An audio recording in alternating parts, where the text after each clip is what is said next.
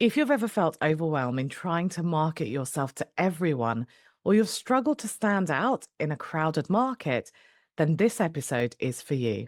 We hear about the importance of niching all the time, but as with most generic business advice, it doesn't always completely apply to the education niche. So, in this episode, I'm going to use the example of being a private tutor to really illustrate how we can niche, really tailor that advice to that situation that you can then take from a principal point of view if you're an education business owner, but not necessarily a private tutor. If you're new here, then welcome to the podcast. I'm Samantha, your host. And if you're a fan of action-focused tips, then you'll love this episode. By the end of it, you will have a clear idea of how to really position yourself as a go-to in your niche. So let's get to it. Welcome to the Upgrade Your Education Business podcast. I'm your host, Samantha, and I'm so pleased you're here. As an education business owner myself and a former teacher, I understand the nuances that only apply to us. So in this podcast, I share fluff-free, tailored and actionable ideas that you can mould to suit your needs. If you'd like to take this conversation further, please do reach out. I would love to meet you. And finally, it would mean the world to me if you could leave a review. That way, you'll be helping me help more people. Thank you for tuning in. Enjoy. So let's start with the big question. Why is it even important to niche? Wouldn't it be better to widen the net and say yes to more students? Well, actually, not necessarily. One of the biggest mistakes I see tutors making is trying to be everything to everyone because they can. And it makes sense because in schools, often teachers do teach multiple subjects. They certainly will often teach different year groups. They will often support different needs. But the problem with now is that we're business owners. Money is exchanging hands. And if you really want to charge higher than average, let's say, people need to be confident that they're investing in a specialist. It's one of the reasons I exclusively support education business owners. If you think about it, a lot of my advice would actually apply to other niches. But by specializing in supporting education business owners, firstly, I'm specializing. So if someone wants to work with me, they can be really confident that everything that I provide is tailored to that niche. But also, it's what I live and breathe as well. I am a private tutor. I do work in education. And so they can be confident that I'm going in depth with something that I really know about. As a tutor, I can actually teach computer science. I'm qualified to teach that. Business studies, I used to teach that. But I choose to teach English. It's the thing that I decided to specialize in, and now that's what I'm known for. So think about it this way. When you're a generalist, it's really easy to blend into the crowd. When you're a specialist, you are viewed as more of an expert. You are viewed as that go-to that parents are looking for. Think about it. If a parent is looking for, say, an A-level chemistry teacher or a GCSE maths teacher or an 11 plus tutor, they're going to search for someone who really specializes in that area, not someone who does a bit of everything.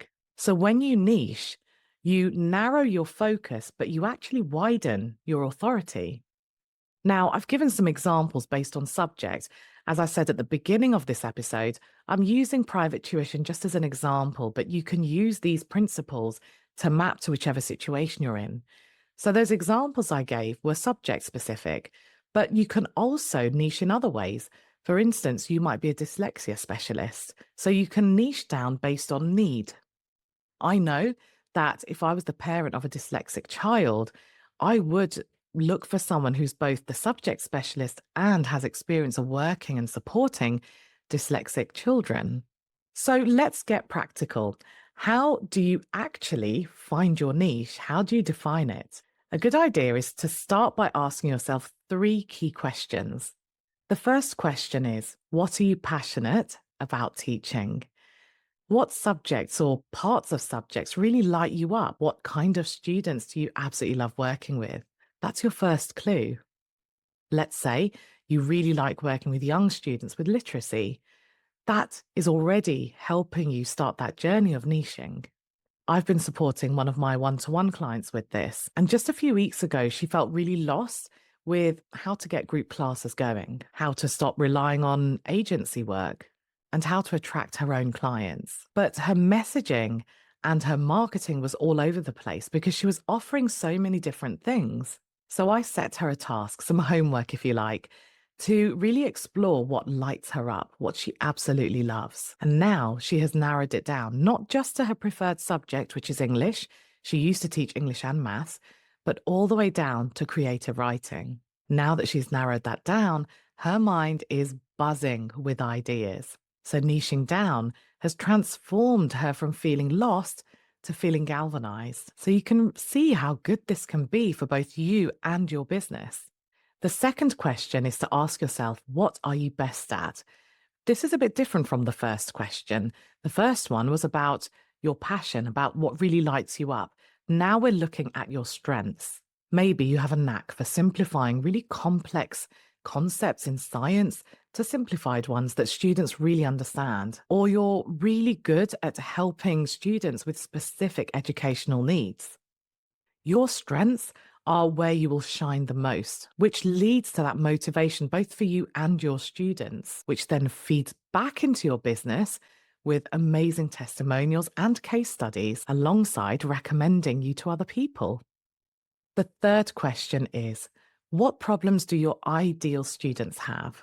So we've identified your passions, we've identified your strengths. We're now getting our business hats on and thinking strategically. Your niche should align with where there is a clear demand in the market. What are parents and students actively seeking support with? Are they struggling with specific exams, subjects, or learning challenges? The more specific and in demand this is, the better. So, for example, instead of saying, I'm a maths tutor, you might say, I help GCSE students achieve top grades in maths by simplifying complex concepts. Notice how much more compelling that is than I'm a maths tutor. You're solving a really clear problem. You could talk about particular grades, you can talk about particular things you're good at. Basically, we're pulling all of this together to create that sentence that helps you stand out from someone else who might also call themselves a maths tutor. Now, does that mean that you're limiting yourself, that you can't help students who maybe aren't getting top grades? Absolutely not. You'll find that you'll still attract those students, you'll still get those inquiries. But what you've done is you've defined the exact message that you are putting out there to attract clients to you, where they have a really easy way of deciding whether you're the right tutor for them or not. So you're not reducing how many students you might attract. You're increasing the number of students you will attract because you have made it so easy for them to decide. So before I talk about using this niching strategy to really position yourself as an authority, as a go-to, we really need to realize the benefits, because you need to bear these in mind, what those benefits mean to you when you're making certain decisions. The first benefit really reiterates what I mentioned earlier, and that is, when you niche down, you stop wasting your time with clients or people who could be clients who just aren't a good fit for you. Instead, you're attracting clients who are looking for exactly what you offer. And that means they're more likely not just to sign up, but to stay loyal and to recommend you to other people. Imagine the impact it would have on your business if you could feel confident and certain that people aren't just going to be joining and leaving, and you're not going to have to deal with all that admin and the disruption. The second benefit is, as a specialist, you can usually charge higher rates.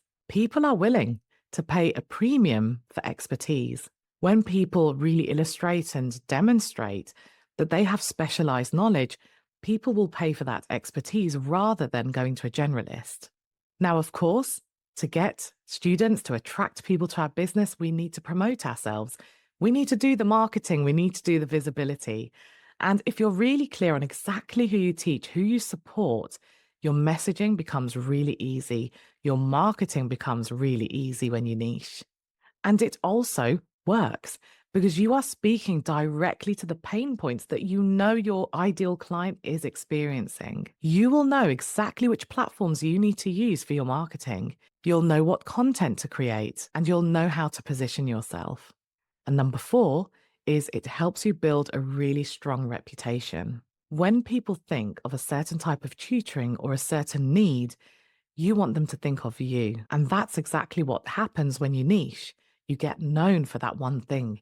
People associate you with it. And naturally, your reputation grows. You get referrals and people bringing clients to you without you even really asking. Now, if you have a model where you hire tutors, all of this is still really relevant. I have now worked specifically with 4 agencies. I'm going to call them agencies. I know in the UK there are different models like employment businesses, but I've worked specifically with 4 companies who hire tutors to help them niche down so that they can actually cut through the noise with their marketing as well as in their consultation calls. All right, so now you've chosen your niche. How do you actually use this to position yourself as a go-to to really stand out in your niche? I'm going to share 5 ideas. You don't have to do all of them. You could maybe do a combination of them. The first idea is to develop a signature offering. So you could create something like a tutoring package or simply use different language that aligns with your niche. This doesn't have to be complicated. So let's take that example of being a maths tutor where you work specifically with those students who are achieving those high grades. Maybe in the run up to the exams, you create a 6-week boot camp for students who want to get between a grade 7 to a 9. Or maybe you create a very personalized reading program for dyslexic students. However you do it, the point is that you are now able to use language very specifically to connect to your ideal client because you know exactly what your niche is. The second way to really position yourself as a go-to is to showcase your expertise. Don't be shy. Show it off. Write blog posts, be on podcasts, record videos, share tips on social media to solve common problems with expert solutions. This is so key in building credibility. Imagine if you were listening to this podcast and I always just shared stuff that was really obvious and really kind of Googleable, so to speak. Imagine if I just shared things that you would get if you opened up a standard business studies textbook. If I didn't tailor it to our niche, then I wouldn't be able to show you, I wouldn't be able to develop trust with you that I do know what I'm talking about, that I really can tailor generic business advice to our education niche. So it's really important to show your expertise because it goes a really long way to building trust. My third idea is to gather testimonials and case studies. I'm separating the two because a testimonial, well, that's about you. That's someone saying how nice you are and how much you connected with a student and how much your work helped them boost their confidence, let's say. But a case study isn't about you, it's about your student, and it shows a before and after. Now, when you're doing this, think about how you can craft these case studies to really demonstrate the transformation you're promising by niching down. When you're crafting or asking for testimonials, maybe ask pointed questions so that you're steering that testimonial to demonstrate the very thing you want to demonstrate to your audience to support this niche that you're saying you're a specialist in.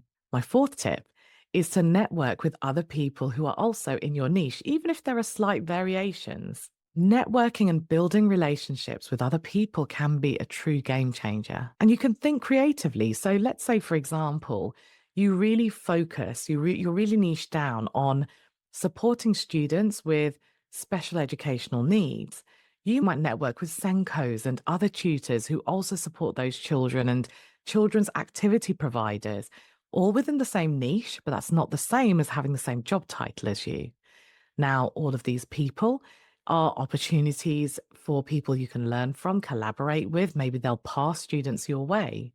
So networking is important, but also it really boosts your credibility because you can show that you are speaking to people who are really well respected in your field. Now, my fifth one sounds really obvious, but I'm going to say it anyway. Consistently deliver exceptional results.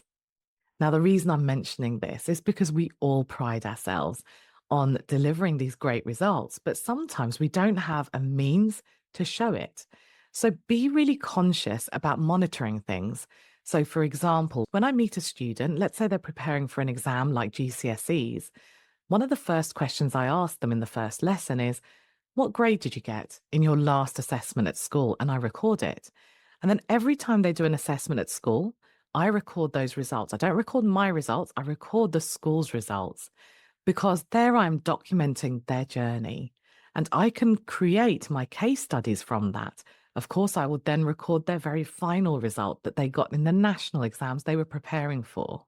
Another way is to really exceed expectations, over deliver, surprise your clients with just how much you're putting into that relationship, and go the extra mile without encroaching on your boundaries to really ensure their success. Now, you might think, well, I haven't got the time to go the extra mile. I can't take on more work.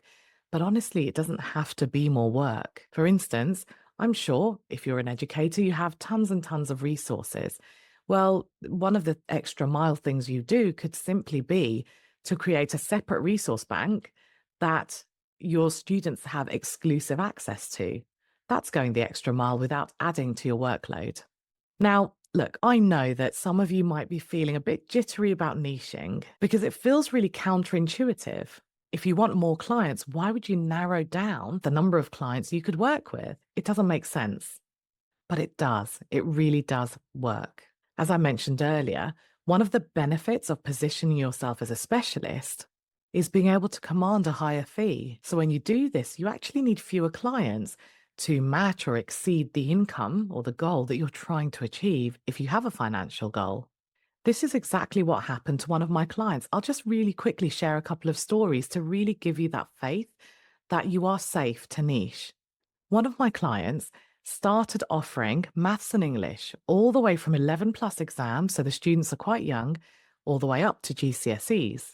The minute they shifted their focus to just one subject, they didn't even have to specialize in one year group, just to one subject, they increased their rates without any resistance and more people were investing in them. They weren't questioning their pricing, but they were before. They were getting a lot of negotiation or people saying, oh, I don't know, you're outside of my budget. In fact, a really similar thing happened to me. I mentioned earlier that I'm qualified to teach computer science. That's what my degree is in. I taught that for a long time in secondary schools alongside business studies. And I also taught a little bit of English in some of the schools that I taught in. But that's where my passion was. So when I left the classroom, I studied hard and I made sure that I really knew my stuff with teaching English. Now, in the meantime, I was still teaching computer science and business studies just to get that income coming in. So then I was in a position where I could teach all three subjects, and I offered all three subjects. But every time I increased my prices, the inquiries just really slowed down. When I made the decision to solely focus on English, I very quickly was oversubscribed, and that was even after 3 rounds of increasing my prices. So to wrap up today's episode, it's really important to remember that niching is not about limiting yourself. It's about positioning yourself as a specialist in a sea of generalists. And it's about you really tapping into your passions and the things that you're really good at. Naturally, you have enthusiasm for that. Naturally, you keep learning and deepening your skills and your knowledge. And it makes it easier for you to stand out and really position yourself as an authority, which means that parents or your clients will trust you even more than, let's say, someone who might be perceived as a generalist. So take a moment to think about where your passions are, where your strengths are, and what specific problems you can solve for your clients. That sweet spot is where your niche is. If this episode has sparked any ideas for you, I would love to hear them. Drop me a message on LinkedIn, Facebook, or Instagram, or if you're watching on YouTube, please do drop a comment below. Let's keep the conversation going about how you can niche down and thrive in your business. Thank you as always for spending your time with me, and you'll hear from me on Wednesday. Would you like to take this discussion further? Perhaps you have some questions or you'd like more ideas on tailoring your business. If so, book a free discovery call through the link in the show notes.